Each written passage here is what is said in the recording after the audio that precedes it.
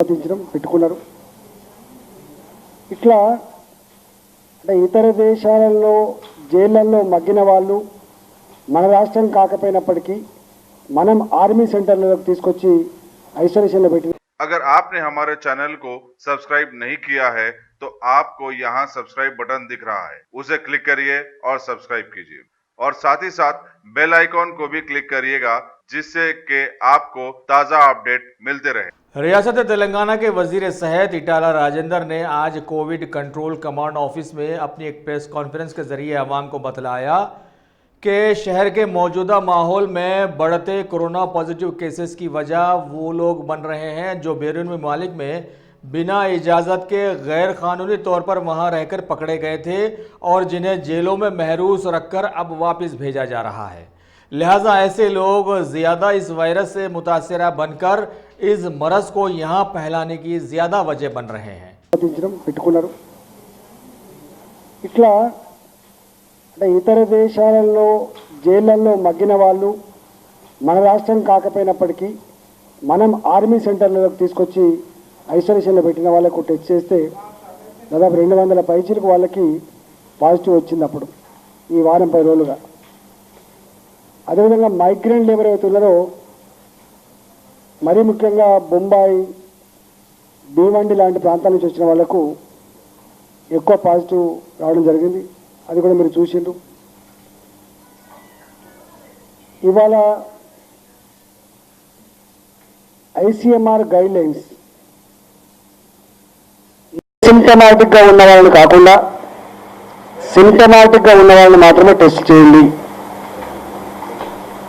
High risk contacts ఏవైతే ఉంటాయో positive వచ్చిన దాంట్లో హై రిస్క్ కాంటాక్ట్స్ అంటే ఏమైనా కోమార్బిడిటీ కండిషన్స్ కావచ్చు, ఎక్కువ వయసు మీరిన వాళ్ళు కావచ్చు, అట్లాంటి వాళ్ళని మాత్రం తప్పకుండా చేయాలని చెప్పింది. అదే పద్ధతిలో మేము చేస్తూ ఉన్నాం. రెండవది,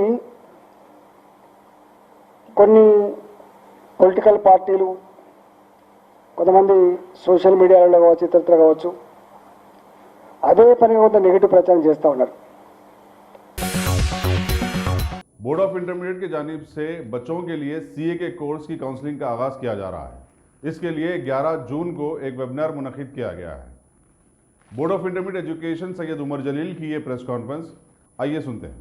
इंटरमीडिएट में कामयाबी के बाद तलबा को चार्टर्ड अकाउंटेंट जैसे कैरियर के इंतखाब की तरगीब देने के मकसद से बोर्ड ऑफ इंटरमीडिएट, हिंदी महाविद्यालय और institute of chartered accountants of India के इश्तराक व ताउन से कैरियर काउंसलिंग का एहतमाम कर रहा है, जो जुमेरात 11 जून को 3 बजे दोपहर वेबिनार के जरिए होगा। कमिश्नर और secretary board of intermediate Umar Jalil और इंस्टीट्यूट ऑफ चार्टर्ड अकाउंटेंट्स के central council member Daya Niwas Sharma ने मीडिया को बताया कि पूरी रियासत से अब तक 15,500 से ज्यादा तलबा ऑनलाइन अपने नाम रजिस्टर करवा चुके हैं। वेबिनार में कॉमर्स के माहिर प्रोफेसर्स और लेक्चरर्स हिस्सा लेंगे। उन्होंने बताया कि कमिश्नर कॉलेज और टेक्निकल एजुकेशन नवीन मित्तल का खुसूसी खिताब होगा।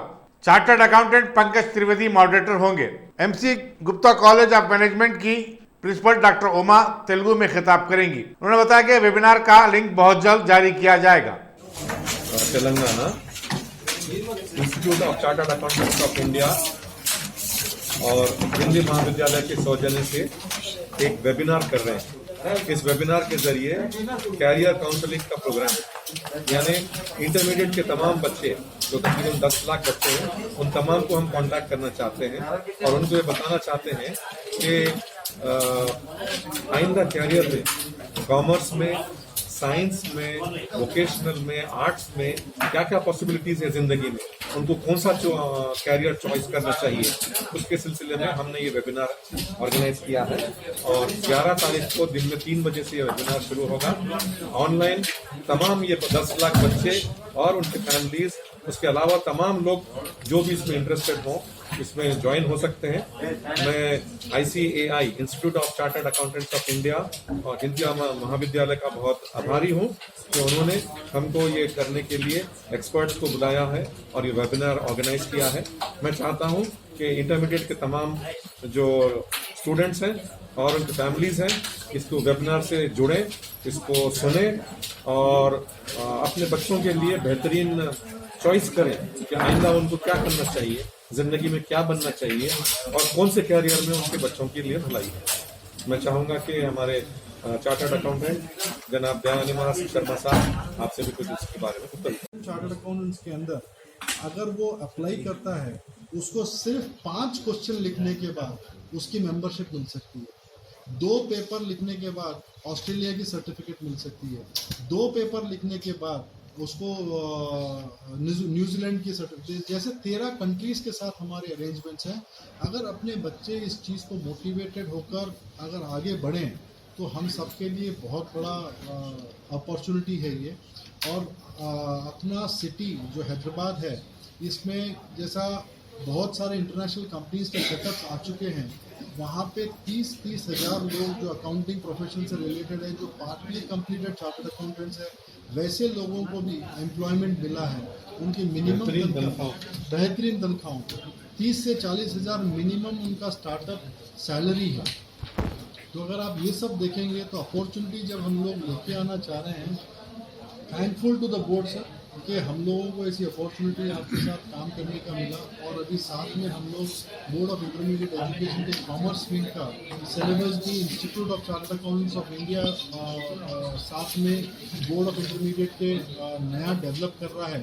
उस वजह से ये लोग जब सीए में आएंगे वो लोगों को कुछ मतलब आसानी से पास हो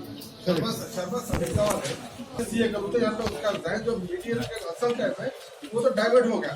बिल्कुल सर, यहाँ से हम शुरुआत करें सर। ये पहला अपॉर्चुनिटी और आइंदा बिल्कुल बिल्कुल करेंगे जहाँ तक हो सके। एक और बात भी है कि अगर कोई साइंस भी ले चुका है तब भी चार्टर्ड अकाउंटेंट का कोर्स कर सकते हैं। कोई डिग्री कंप्लीट करने के बाद ये कोर्स कर सकते हैं। जैसा मैं हूँ, मैं मेरी डिग्री कंप्लीट करने के बाद ही मेरा सीए का कोर्स चालू करा था।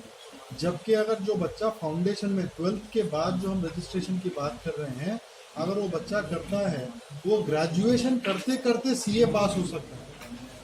तो ये बहुत बड़ी अपॉर्चुनिटी है बच्चों को। उनको 3 साल रुकने की ज़रूरत नहीं है जैसा मैं रुक के, मतलब मेरे लिए तो अलग बहुत सारी चीज़ें थी करने के लिए, तो बीकॉम के बाद करा हूँ। बट काफ़ी सारे बच्चे हैं जो सीए फाउंडेशन ज्वाइन करने के बाद ग्रेजुएशन करने के पहले सीए बन गए। तो ऐसे बहुत सारे लोग हैं आपके पास। असम्बली हल्के याकूतपुरे के सैदाबाद मंडल में कल्याण लक्ष्मी स्कीम की 49 दरखास्तों को मंजूरी मिल गई है। मजलिस शरीफ असम्बली अहमद पाशा खादरी ने आज एमआरओ ऑफिस सैदाबाद में 48,31,000 रुपए मालियाती चेक्स दरखास्त गुजारों में तकसीम किए। इस मौके पर एमआरओ और दीगर उहदेदारों के अलावा मजलिसी कायदीन भी मौजूद थे। खुशामदीद नाजरीन, मजलिस से कारवान एमएलए कौसर मोहिउद्दीन ने हल्के कारवान के तमाम बस्ती दवाखानों के अहदेदारों और जीएचएमसी के अहदेदारों के साथ एक मीटिंग मुनक़िद की, जिसमें कोविड-19 और मानसून के चलते उनकी कारकर्दगी का जायजा लिया गया।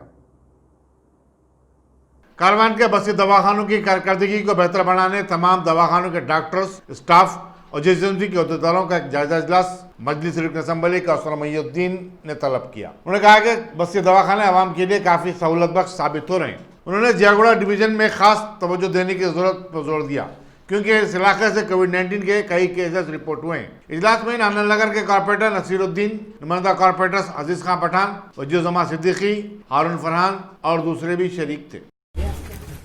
आज हकीमगंज बस्ती दवाखाने के अंदर हल्के कारवान के तमाम बस्ती दवाखाने के डॉक्टर्स और उनके जिम्मेदार डॉक्टर अनुराधा मैडम के साथ में और जीएचएमसी इंटोमोलॉजी डिपार्टमेंट के जिम्मेदार एससी के साथ में तफसीली मीटिंग की गई। और पिछले 15 दिन से जो जीएचएमसी इंटोमोलॉजी डिपार्टमेंट के अंदर जो सैनिटाइजेशन के टैंकर 1 गाड़ियाँ थे, 15 दिन पहले जो डिपार्टमेंट के अहदेदार अपने वापस मंगाने की वजह से, जैसा कि हल्के कारवान के अंदर जो जियागुड़ा के इलाके के अंदर कई मरतबा वहाँ के आवाम के मसाइल, आवाम के फ़ोन्स को देखने के बाद आज यहाँ मीटिंग को तलब की गई और इनसे पूछा गया तो ये टैंकर्स ना होने की वजह से चंद मसाइल हो रहे बल्कि बताने के बाद जो डायरेक्टर इन्फोर्समेंट के हैं विश्वजीत साहब से फ़ोन पे बात की गई, जिसके बाद में उन्होंने तयक़ुन दिया कि 15 दिन के लिए हल्के कारवान के लिए 2 टैंकर्स को देने का तयन किया और उसी तरीके से इन तमाम शातम तालाब, हकीम शाह कुंटा, लंगर हुडा पार्क, बुल्कापुर नाला, मूसी रिवर और इन जगह पर ड्रोन के जरिए स्प्रे कराने के लिए और पिछले 2 महीने से लॉकडाउन में लेबर काम नहीं करने की वजह से इन तमाम तालाबों के अंदर मच्छरों की तादाद ज़्यादा होने की वजह से भी बात की गई और उसके लिए भी GHMC इरिगेशन डिपार्टमेंट इंशाल्लाह 2-3 दिन के अंदर इन तमाम 5-6 तालाब और बड़े नालों को साफ सफाई और उसके बाद उसके अंदर दवा को छिड़काव किया जाएगा और मच्छरों को कंट्रोल करने के लिए इन तमाम डिपार्टमेंट काम कर रहे हैं। और उसी तरीके से बस्ती दवाखानों के अंदर जैसा कि पिछले 1 साल कबल हल्के कारवान के अंदर गुंगे की बोली तालागड्ढा और हकीमपेट कुंटा और गोलकुंडे के अंदर और उसी तरीके से मोहम्मदी लाइन इन जगह पर बस्ती दवाखानों का इफ्तिताह अमल में आया था और कई दिनों से इन दवाखानों के अंदर मेडिसिन और कुछ चीज़ों की ज़रूरत थी और इन तमाम चीज़ों के लिए डॉक्टर अनुराधा मैडम से तमाम तफसीलात बताए गए और नए जगह पर जैसा कि लंगरौर डिवीज़न के अंदर आशम नगर के अंदर एक बस्ती दवाखाना और इब्राहिम बाग के अंदर एक कमेटी हाल के अंदर बस्ती दवाखाने का काम जारी है। इंशाल्लाह जल्द से जल्द मुकम्मल हो जाएगा। और उसी तरह से जियागुड़ाई डिवीज़न के अंदर मराठी बस्ती के अंदर और डबल बेडरूम के अंदर एक बस्ती दवाखाने का भी काम मुकम्मल होने को आया। इंशाल्लाह इसका भी इफ्तिताह अमल में आएगा। और उसी तरीके से नाना नगर डिवीज़न के अंदर मुख्तारगुड़ा हकीमपेट कम्युनिटी हॉल के बैक साइड में वहाँ पर भी एक बस्ती दवाखाने का काम इंशाल्लाह जल्द से जल्द चालू होगा। और उसी तरीके से जहाँ पर भी बस्ती दवाखाने रनिंग है उन तमाम बस्ती दवाखानों के अंदर चाहे डॉक्टर्स के लिए और डॉक्टरों की सहूलत के लिए या आवाम की सहूलत के लिए कोई चीज़ों की सहूलत ना हो तो आप मुझको बताइए। इंशाल्लाह मैं फौरी गवर्नमेंट से रुजू होकर आपके बस्ती दवाखानों के अंदर चाहे कोई भी चीज़ की सहूलत हो मैं पूरी कोशिश कर वहाँ पर काम कराने की पूरी कोशिश करेंगे। मैं फिर एक मरतबा हमारे डॉक्टर अनुराधा मैडम का और GHMC के अहदेदारों का शुक्रिया अदा करता हूँ और ख़ास तौर से इस लॉकडाउन के अंदर पिछले 3 महीने से लगातार काम कर रहे हैं उन तमाम डॉक्टर्स का भी मैं शुक्रिया अदा करता हूँ और डॉक्टरों के भी जो भी कंप्लेंट्स थे उन तमाम कंप्लेंट्स को लिया गया और डॉक्टर अनुराधा मैडम को दिया गया। इंशाल्लाह वो 2-3 दिन के अंदर जहाँ पर भी बस्ती दवाखाने के अंदर चाहे दवाओं की ज़रूरत हो या फर्नीचर की ज़रूरत हो उन तमाम चीज़ों को फिलअप करने की पूरा तयक़ुन दिया है डॉक्टर अनुराधा मैडम। मैं इनका भी शुक्रिया अदा करता हूँ और तमाम डॉक्टर्स का GHMC के तमाम अहदेदारों का भी शुक्रिया अदा करता हूँ। शुक्रिया। खुदा।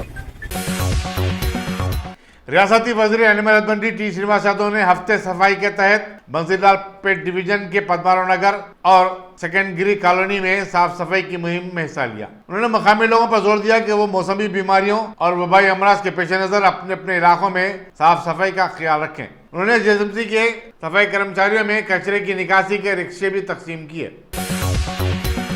हैदरनगर कोकटपल्ली के मकामी मुसलमानों ने रियासती वक्फ बोर्ड से अपील की कि वो मस्जिद नूर मोहम्मदी की इंतजामी कमेटी की तश्कील जदीद अमल में लाए।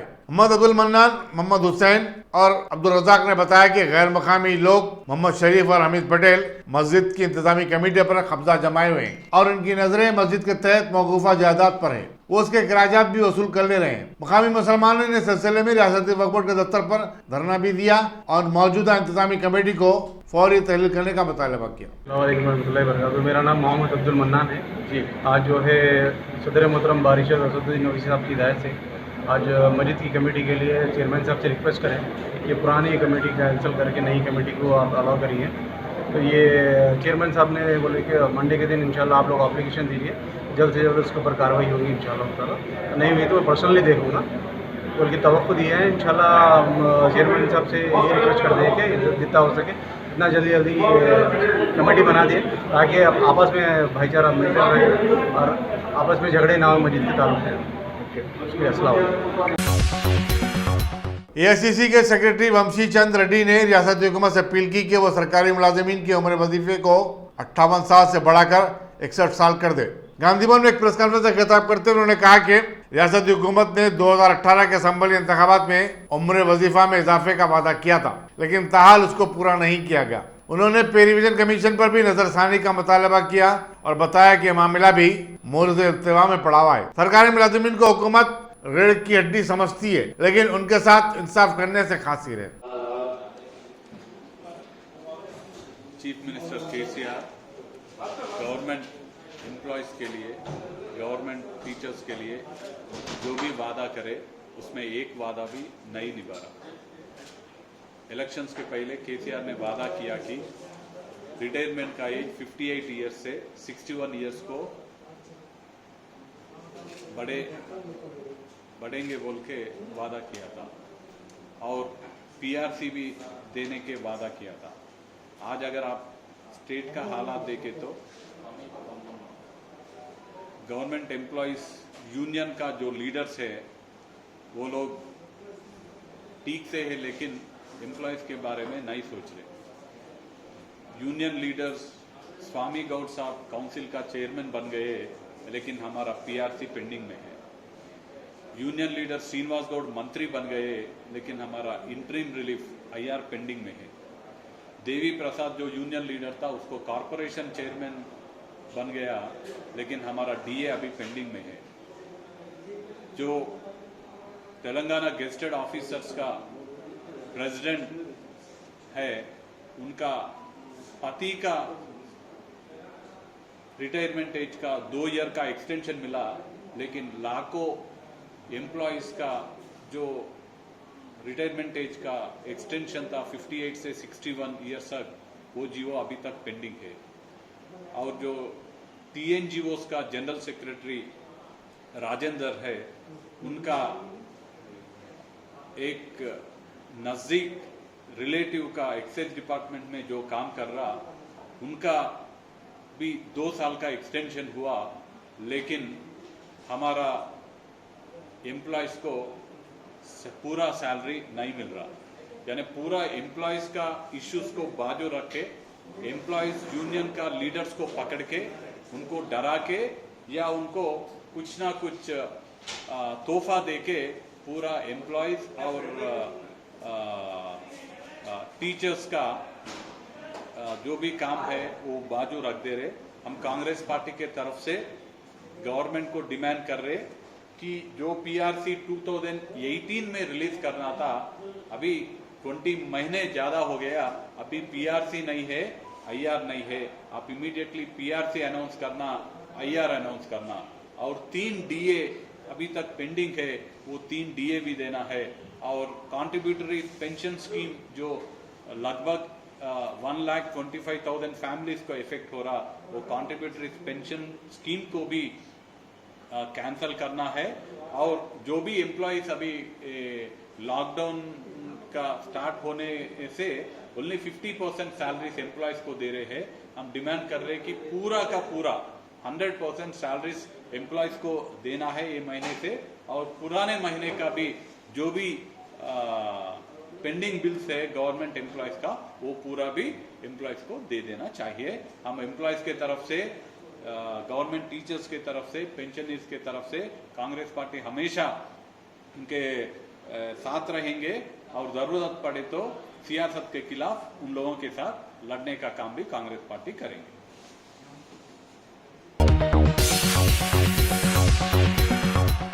कांग्रेस के साबिक रुकन पार्लियामेंट वी हेमंत राव ने कल पटनचेरू में तेलंगाना प्रदेश कांग्रेस कमेटी के सदर उत्तम कुमार रेड्डी समेत पार्टी के सीनियर कायदीन की गिरफ्तारी की मजम्मत की। उन्होंने कहा कि पार्टी के कायदीन जिला संगारेड्डी में पानी की किल्लत के मसले को उजागर करने मांद्रा डैम का मुआयना करने जा रहे थे लेकिन पुलिस ने उन्हें रोक दिया। हेमंत राव ने कहा कि रियासत में चीफ मिनिस्टर के चंद्रशेखर राव की ज़ेर क़यादत रियासती हुकूमत अवामी मसाइल को उठाने पर खौफजदा नजर आती है। अपोजिशन की आवाज को हर तरह से दबाया जा रहा है, उन्हें एहतजाज करने के बुनियादी हक से भी महरूम रखा जा रहा है। मैं समझता हूँ पहली मरतबा ऐसी सरकार को देख रहा हूँ जबकि हमारे जमाने में जो प्रोजेक्ट चला है वो प्रोजेक्ट देखने को जाने के वास्ते भी हमको मौका नहीं दे रहे। जबकि देश भर में जो कोरोना के बाद ये स्टेट वाला दूसरे स्टेट पे रुकावट था, अब वो रुकावट भी खत्म हो गया। मगर हम मांजरा जाने को रोकते, एसएलबीसी को जाने को रोकते, वो भी भूतपूर्व होम मिनिस्टर हो, पीसीसी प्रेसिडेंट हो, एमपी हो, सबको रोकने का काम मुझे तो समझ में नहीं आया। क्यों भाई, हमारा प्रोजेक्ट में कोई डेवलपमेंट हुआ 80% हम खर्चा करें, सिर्फ हर एक 15-20% खर्चा करे तो हमारा प्रोजेक्ट पूरा होता। आप बना लिए कुंडा पोचम्मा सागर बनाए, हम कुछ बोले क्या? दिन रात हमारे कई की कोरोना में लगा दिए, लॉकडाउन लॉकडाउन लॉकडाउन, घर से नहीं निकल रहा, घर से नहीं निकल रहा। हम घर में बैठे उन्हें बनाते जा रहा, वो भी माइग्रेट लेबरों को लगा के। और हम माइग्रेट लेबरों को भिजाने गए तो हमारे गाड़ियों के कुंजियां ले लेते। ये क्या तरीका है? हमारा आदमी खाना खिलाए तो उसके ऊपर केस लगाते, वो बॉर्डर मीडिया के ऊपर। ये कब तक चलेगा? और सबसे ज्यादा जो अपने आप को जो डीजीपी समझते महेंद्र रेड्डी साहब जरा ज्यादा ही कर रहे हैं। वो ऐसा काम कर रहा जैसा टीआरएस के कार्यकर्ता के जैसा। कोई घर का किराया पूछे मेरे फोन करो बोलता, फिर वो भैया घर का किराए से पूछे तो तुम पूछ सकते, फिर लाइट का बिल कौन भरना? हम घर से नहीं निकले, फिर उसके वास्ते कौन भरना? भाई इसके बारे में आपको सोच नहीं है। आप ताली मारे तो ताली मारे, घर में बैठे तो घर में बैठे। अरे हमको बाहर भी नहीं जाने देते क्या? ऐसा डीजीपी को मैं आज तक नहीं देखा। डीजीपी का फर्ज बनता सबको बराबर देखना, अपोजिशन को देखना, सरकार को भी देखना। हमारे ऊपर केसेस लगा दे, कोरोना केसेस। 2 दिन कबल वसंतपुरी कॉलोनी में एक खातून समीना बानो की खुदकुशी की तहकीकात का मुतालबा करते हुए समाजी जहदकार सिंधिया की क़यादत में उसके रिश्तेदारों और दीगर खवातीन ने मलकाजगिरी पुलिस स्टेशन पर धरना दिया। इन एहतजाजी खवातीन ने इल्जाम आयद किया कि समीना बानो के शौहर साहिद चरण की हिरासानी के सबब एक खातून खुदकुशी के लिए मजबूर हुई। बताया जाता है कि समीना बानो ने 2016 में साहिद चरण से शादी की थी। सिंधिया ने पुलिस पर जोर दिया कि वो फौरी इस मामले की तहकीकात करे और साहिद चरण को सख्त से सख्त सजा दिलवाए। कोविड-19 के चलते साफ सफाई के काम अंजाम देने वाले सैनिटेशन वर्कर्स को वनपर्ती में एक तकरीब में तहनीत पेश की गई। ये तकरीब रियासती वजीर ज़राअत एस निरंजन रेड्डी की रिहाइशगाह के करीब मुनक्किद हुई। वजीर मौसूफ ने कहा कि सैनिटेशन वर्कर्स अपनी जान जोखिम में डालकर काम कर रहे हैं। उन्होंने बाकायदा इन वर्कर्स के साथ लंच भी किया। इस मौके पर जिला कलेक्टर यास्मीन बादशाह, जिला सुपरिटेंडेंट पुलिस वप्पू राव और दूसरे भी मौजूद थे। रियासती वज़ीर जंगलात इंदिरा कर्ण रेड्डी ने आज महकमे जंगलात के दफ्तर साहिबाबाद में हैदराबाद के मशहूर नेहरू जूलॉजिकल पार्क की वेबसाइट का इफ्तिताह किया।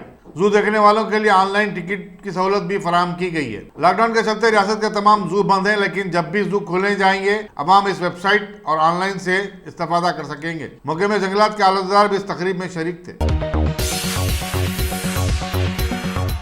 रियासती वज़ीर इंफॉर्मेशन टेक्नोलॉजी के.टी. रामाराव ने फिल्मी अदाकारा मीरा चोपड़ा की शिकायत पर कार्रवाई करते हुए कमिश्नर पुलिस अंजनी कुमार और डीजीपी एम महेंद्र रेड्डी को फौरी कार्रवाई करने की हिदायत दी। मीरा चोपड़ा ने अपने ट्वीट में बताया था कि उन्हें उनकी इज्तिमाई असमत रेजी और एसिड हमले की धमकियां दी जा रही हैं। सिटी पुलिस से शिकायत के बाद एक FIR दर्ज किया गया और तवक्को है कि पुलिस खवातीन के तहफ़्फ़ुज़ के मामले को संजीदा लेते हुए उनकी शिकायत पर जामे तहक़ीक़ात करेगी। मीरा चोपड़ा ने निजामाबाद की साबिक़ रुकन पार्लियामेंट के कविता को भी ट्वीट टैग किया। बताया जाता है कि जूनियर NTR के चाहने वाले उन्हें हिरासा कर रहे हैं, क्योंकि उन्होंने कहा था कि वो जूनियर NTR के साथ काम नहीं करती और न ही उनकी मद्दा है। पुलिस की हरकत में आने की इत्तला मिलते ही ट्विटर से उन्हें मिलने वाली धमकियों से मुतालिक पैगामात को हदफ कर दिया गया। फिर भी साइबर क्राइम ने इस सिलसिले में मुकदमा दर्ज करते हुए मसरूफ़ तहक़ीक़ात है।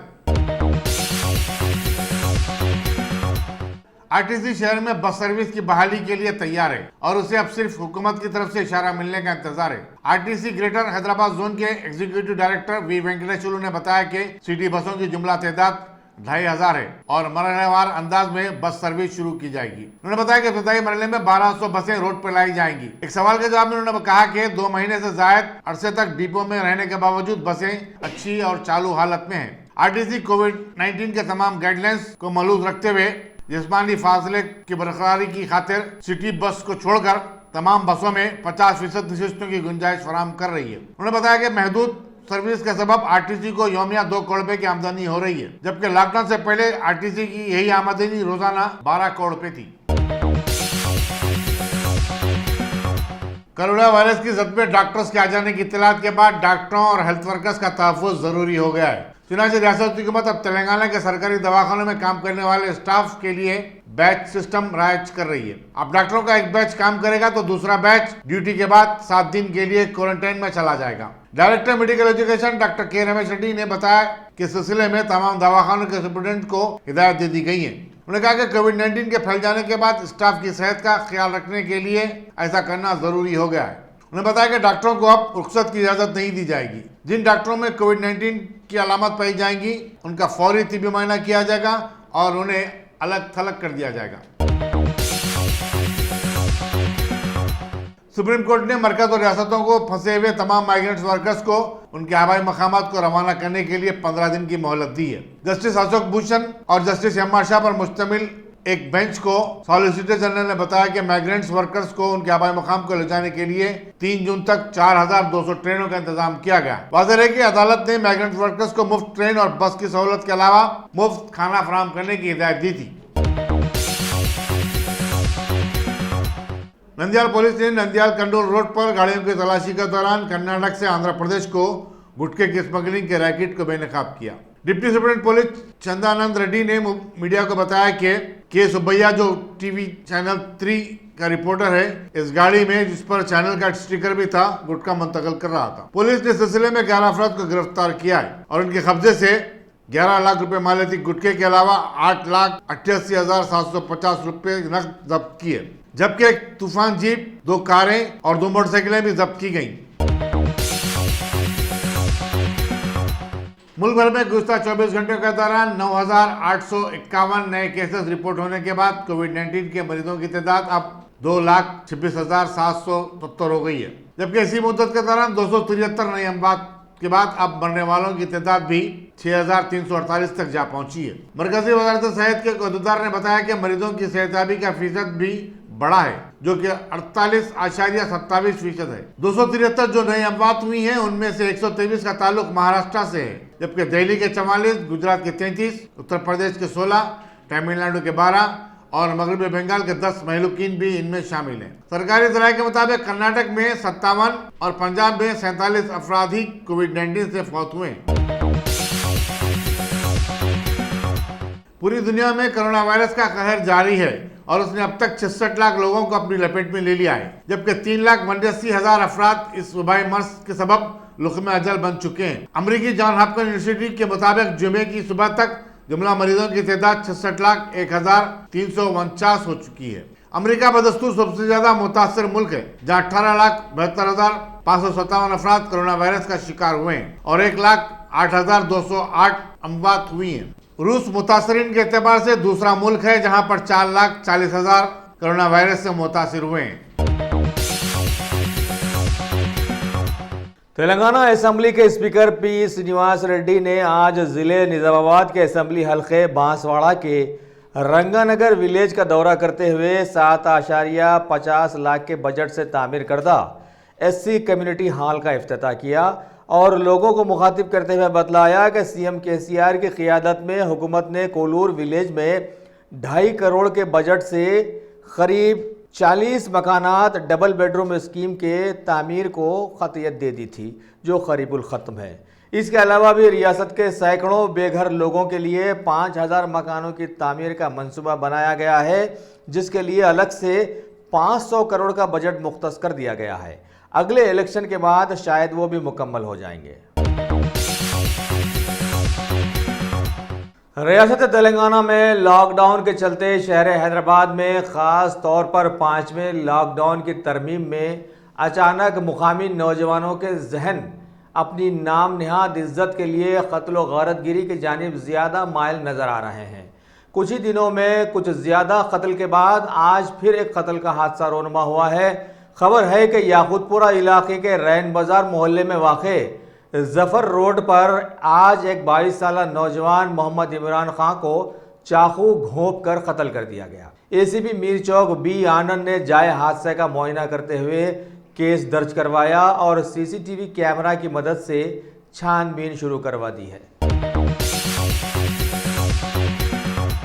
गवर्नमेंट ऑफ तेलंगाना के department of public health and family welfare के डायरेक्टर ने आज के अपने बुलेटिन में रियासत में कोरोना वायरस की ताज़ा जानकारी ऐसे फराहम की है कि आज भी एहतियाती इक़दामात की ज़बरदस्त पामाली नजर आई और जीएचएमसी हुदूद से 116 नए केसेस सामने आए हैं। इसके अलावा ज़िले रंगारेड्डी से 8, महबूब नगर से 5, वरंगल से 3, खम्मम, आदिलाबाद, मेडचल, संगारेड्डी और करीमनगर से 2-2 और मंचरियल से 1 मिन जुमला 145 नए कंफर्म्ड कोरोना पॉजिटिव केसेस आज दर्ज किए गए हैं और इस तरह से सारी रियासत में ताहाल इनकी तादाद 3290 तक पहुंच गई है। इसके अलावा ये खबर भी समाज में गश्त करती नजर आ रही है कि जिस रियासत में जितने कोरोना केसेस बढ़ेंगे उसे WHO की इमदाद से सरफराज भी किया जाएगा। बहरहाल बकौल रियासती वजीर सेहत के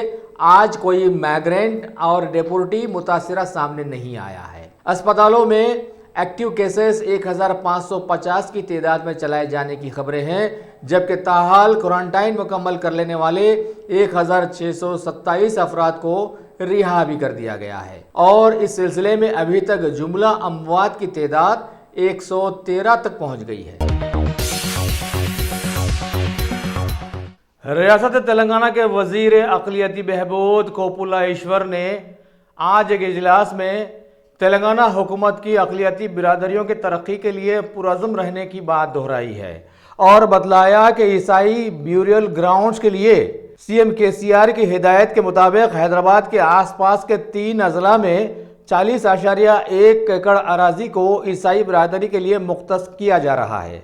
क्रिश्चियन मेमोरियल की तामीर व कारकर्दगी से मुतालिक महकमे के आला अहदेदारों के साथ मुकामी BRK भवन में इनके दफ्तर में आज इन्होंने एक जायज़ा इजलास रखकर ये बात बतलाई।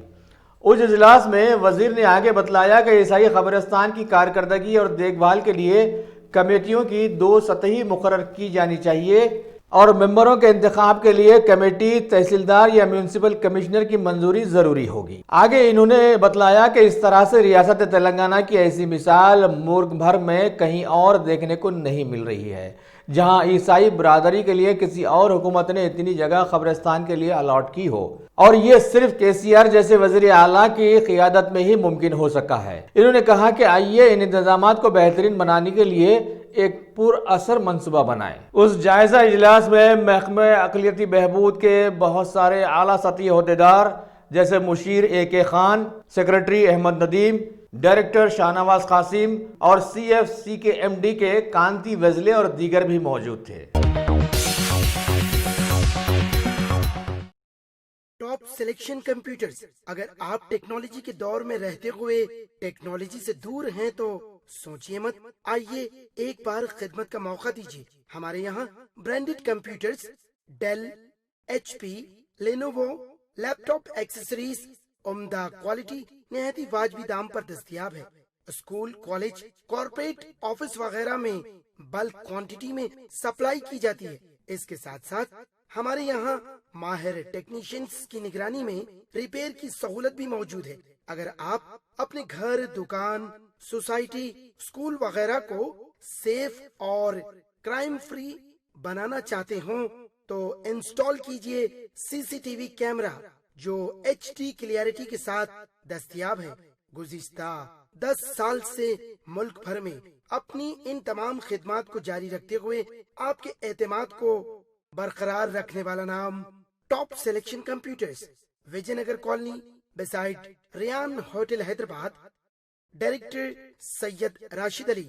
फोन 9849715954। टॉप